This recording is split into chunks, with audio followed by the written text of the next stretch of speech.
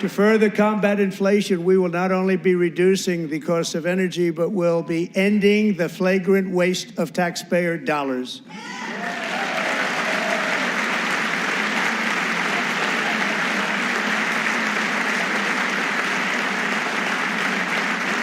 And to that end, I have created the brand new Department of Government Efficiency, DOGE. Perhaps you've heard of it. Perhaps.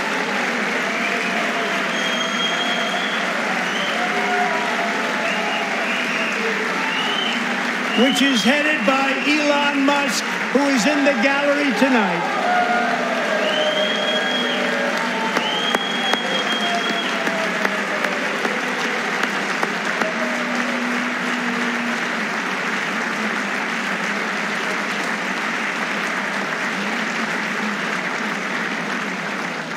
Thank you, Ilon. He's working very hard. He didn't need this. He didn't need this. Thank you very much. We appreciate it. Everybody here, even this side, appreciates it, I believe. They just don't want to admit that. Just listen to some of the appalling waste we have already identified. $22 billion from HHS to provide free housing and cars for illegal aliens. $45 million for diversity, equity, and inclusion scholarships in Burma.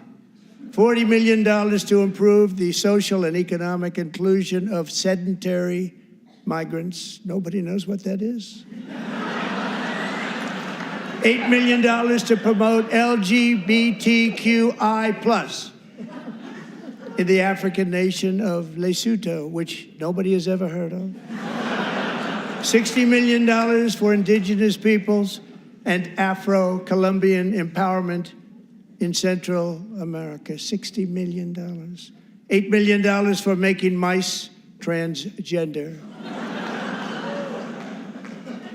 This is real. $32 million for a left-wing propaganda operation in Moldova. $10 million for male circumcision in Mozambique. $20 million for the Arab Sesame Street in the Middle East. It's a program. $20 million for a program. $1.9 billion to recently created Decarbonization of Homes Committee, headed up, and we know she's involved. Just at the last moment, the money was passed over by a woman named Stacey Abrams. Have you ever heard of her? A $3.5 million consulting contract for lavish fish monitoring. $1.5 million for voter confidence in Liberia. $14 million for social cohesion in Mali. $59 million for illegal alien hotel rooms in New York City. He's a real estate developer. He's done very well.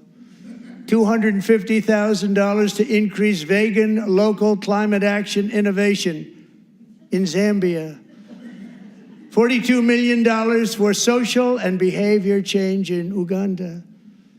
$14 million for improving public procurement in Serbia. $47 million for improving learning outcomes in Asia.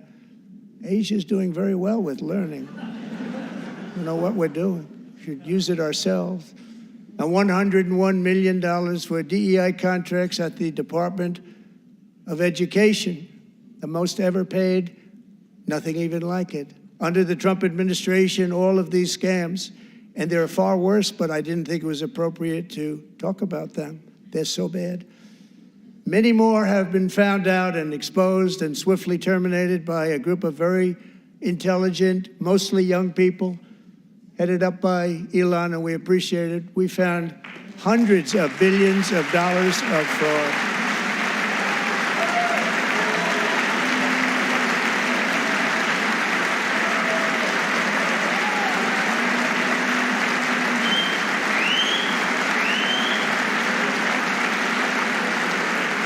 And we've taken back the money and reduced our debt to fight inflation and other things. The Government Accountability Office, a federal government office, has estimated annual fraud of over $500 billion in our nation, and we are working very hard to stop it. We're going to. We're also identifying shocking levels of incompetence and probable fraud in the Social Security program for our seniors, and that our seniors and people that we love rely on. Believe it or not, government databases list 4.7 million Social Security members from people aged 100 to 109 years old. It lists 3.6 million people from ages 110 to 119. I don't know any of them. I know some people that are rather elderly, but not quite that elderly. 3.47 million people from ages 120 to 129. 3.9 million people from ages 130 to 139. 3.5 million people from ages 140 to 149. And money is being paid to many of them. And we're searching right now. In fact, Pam, good luck. Good luck. You're going to find it. But a lot of money is paid out to people because it just keeps getting paid, and nobody does. And it really hurts Social Security and hurts our country. 1.3 million people from ages 150 to 159, and over 130,000 people, according to the Social Security databases, are age over 160 years old. We have a healthier country than I thought, Bobby.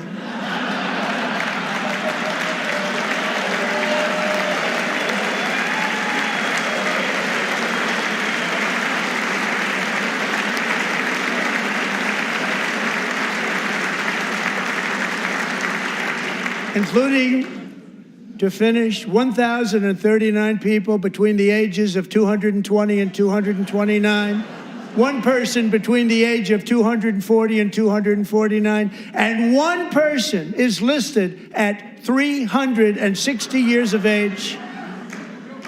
More than 100 years older than our country. But we're going to find out where that money's going, and it's not going to be pretty. By slashing all of the fraud, waste, and theft we can find, we will defeat inflation, bring down mortgage rates, lower car payments and grocery prices, protect our seniors, and put more money in the pockets of American families.